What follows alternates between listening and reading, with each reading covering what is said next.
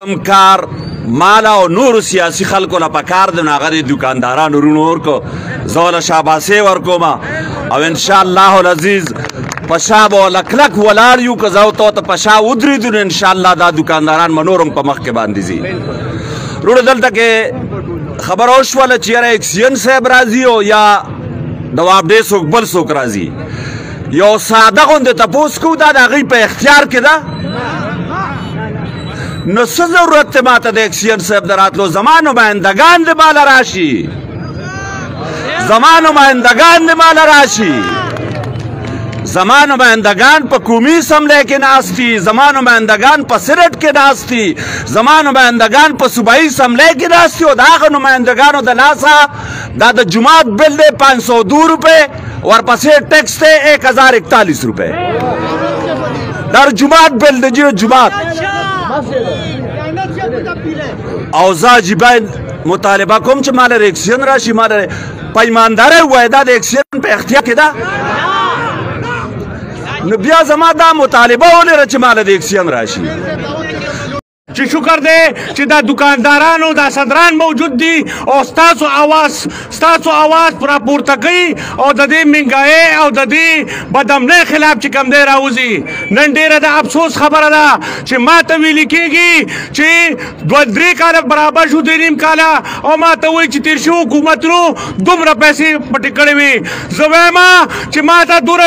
چې تیر شو حکومتونو سوره پیسې پټې کړې آیا تر هغې نه سوره راویستې زه دا وایم چې د ډالر هغه وخت ریټو هغه وخت چې کم دی 50 روپۍ باندې کیلو چینی وه نن په 115 روپۍ چینی هغه وخت چې کم دی په 60 روپۍ باندې غوړي کیلو نن چې کم دی په 370 روپۍ باندې کیلو دي هغه وخت د غوښې ریټ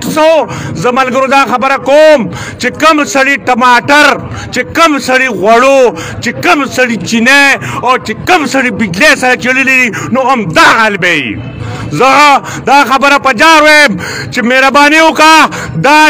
ټوکې ټکالې نورې بندې کړه او دا خبره مه کوه چې تېر شوي حکومت دا دومره غلا کړې ده دا د IMF د ورلډ بینک نه دومره قرضه اخیستې ده چې نن زما عمل تا په IMF او په ورلډ بینک باندې ختم کړی دی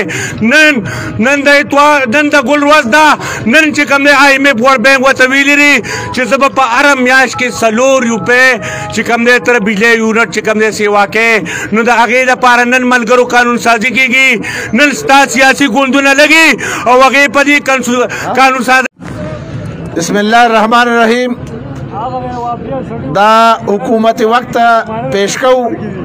دا نننه عظیم الشان احتجاج د فیول سرچارج ټیکس باره کې د دې ضلعې د 4 سینیټرانو 2 مېلېګانو 5-6 امپیګانو نه دا مطالبه کوي چې په یو هفته کې دننه که دا ټیکس واپس نشه دی په پارلیمنت کې خبره ونه کړه دی احتجاج ونه کړه نو ټیک یوه هفته پس به د صوابی روډ بندو او د 4 سینیټرانو د 2 مېلېګانو او د 6 امپیګانو پوتلي به سوځو او تر هغې پورې دا احتجاج جاري چې تر څو پورې